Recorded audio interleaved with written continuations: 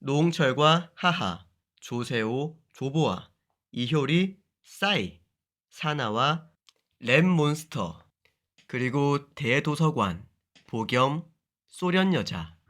이 사람들은 모두 하나의 공통점이 있는데요. 바로 NFP라는 겁니다. 오늘은 유튜버 하기에 가장 좋은 유형이라는 NFP에 대해서 알아볼게요. NFP를 쉽게 말하자면 진짜 골든 리트리버입니다. 머리가 좋고 사람을 좋아해도 너무 좋아해요. 평균 지능 지수가 16개 유형 중에 6위입니다. 근데 영재 그룹 안에서는 NFP가 제일 많습니다. 즉, 천재들만 모아놓은 상황에서는 그 중에 NFP가 제일 많더라 그런 거죠.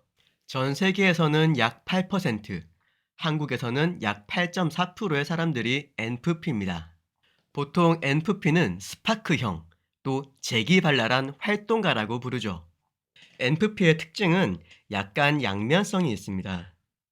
사람을 정말 좋아하고 외향적인 인싸의 특징을 가지고 있지만 사실은 혼자 있는 걸 즐기고 외로움을 별로 타지 않습니다. 약속을 잡고 사람 만나는 것도 정말 좋아하는데요. 갑자기 그 약속이 깨져버리면 오히려 좋아. 응, 혼자 있는 거 별로 나쁘지 않아요. 또한 열정이 넘쳐나지만 내가 관심 없는 분야를 접하게 되면 그 열정은 다 어디로 가버리고 반드시 해야 하는 일도 하기가 힘듭니다. 또한 숫자와 이름은 잘 기억 못하는데 사람 얼굴은 또 기가 막히게 기억을 해요. 아는 얼굴인데 제 이름이 뭐였더라. 뭐 이런 경우가 되게 많고 또 연예인 이름도 잘 못 외워요. 그래서 얘기할 때는 이게 무슨 소리지 하다가도 그 사람 얼굴에 보면 '아 저 사람 저기 나왔던 그 사람이잖아.' 하고 그제서야 아는 척을 합니다. 또한 분위기를 정말 잘 띄우는데 그 분위기를 다 띄워 놓고는 혼자 쏙 빠져요. "뭐야 같이 안 놀아." 혼자 빠져. 네, 이런 양면성이 NFP 자체의 특징입니다. NFP는 딱 두 가지에 반응합니다. 바로 사람과 새로운 일이죠. 먼저 사람에 대해서 알아볼게요. NFP는 다른 사람과의 관계가 정말 중요한 가치입니다. 타인을 편하게 해줘야 내가 편하기 때문에 섬세한 배려를 할 수 있죠. 누군가 나에게 잘해주면 꼭 보답을 해야 하고요. 오히려 그 보답이 더 큰 경우가 종종 있습니다. 근데 별로 신경 안 써요. 그냥 기분 더 좋아. 또 상대가 나를 미워하는 거는 조금 참기 힘듭니다. 내가 그 사람을 싫어하더라도 그 사람이 나를 싫어하는 건 좀 이거 못 참아. 이거 뭐야. 네, 그런 게 있어요. 그리고 눈치가 있는 척 없는 척을 이걸 상황 봐서 해요. 눈치는 진짜 빠릅니다. 눈치가 진짜 빠른데 눈치가 얼마나 빠르냐면 너 눈치가 너무 빨라 가지고 상대방이 내가 눈치가 없기를 바라는 것 같아. 그러면 눈치가 없는 척을 해요 또 거기서. 상대방 말 속에 숨겨져 있는 그런 은근한 뉘앙스를 쉽게 파악을 합니다. 그래서 내가 지금 낄낄빠빠를 할까 말까 요거를 항상 신경을 쓰고 있어요. 그래서 NFP가 눈치가 없는 척을 하는지 아닌지 요거는 본인만 압니다. 근데 기본적으로 눈치가 되게 빠르니까 웬만하면 거짓말하지 마세요, NFP한테. 또 NFP는 새로움과 일에 대해서도 양면성이 존재합니다. 새로운 걸 좋아해서 막 새로운 걸 시작을 해. 근데 또 금방 질려. 금방 질려요. 그래서 끝까지 진득하게 하는 게 별로 없고 일은 겁나 벌려 놔요. 그래서 뭐 펼친 건 겁나 많은데 끝까지 하는 거는 또 별로 없어. 왜냐면 아니 막 하다가 보면 또 새로운 일이 생겨요, 주변에. 그럼 또 그걸 해야 돼. 이게 안 하면 마음이 안 돼요, 이게. 불안해. 그래서 또 새로운 일을 또 하게 됩니다. 근데 또 펼쳐 놓고 마무리는 좀 뭐 이렇게 그래요. 예. 그래서 게임을 해도 메인 퀘스트를 막 하다가 사이드 퀘가 나와. 그럼 사이드 퀘를 또 해야 돼. 사이드 퀘를 하다가 '내가 지금 뭐 하고 있지?' 막 뭐 이런 거 좀 있습니다. 네. 또 취미도 마찬가지입니다.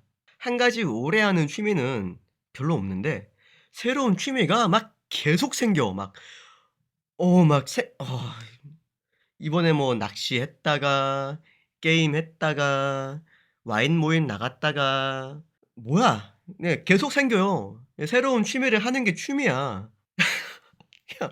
그냥 항상 새로운 걸 그냥 뭐 그렇게 합니다. 네. 이렇게 새로움과 흥미에 대한 가치가 남다르다 보니까 새롭고 창의성이 필요한 일에는 정말 열정적이에요. 진짜 미친 듯이 해. 근데 단순 노동, 반복적인 일에는 이걸 참지를 못합니다. 이런 일은 오래 하기 힘들어요. 그래서 금방 포기하고 맙니다. 그래서 이런 MFP의 장단점은 이렇습니다. 먼저 장점. 뛰어난 대화 능력과 커뮤니케이션 능력이 상당히 좋습니다. 그래서 친화적인 리더십에 아주 어울리고요. 팀장을 한다. 이러면은 아주 좋은 팀장이 될 수 있을 거예요. 또한 되게 정의로운 편이고 편법을 좋아하지 않습니다. 뛰어난 상상력과 창의력이 아주 뛰어난 장점이죠.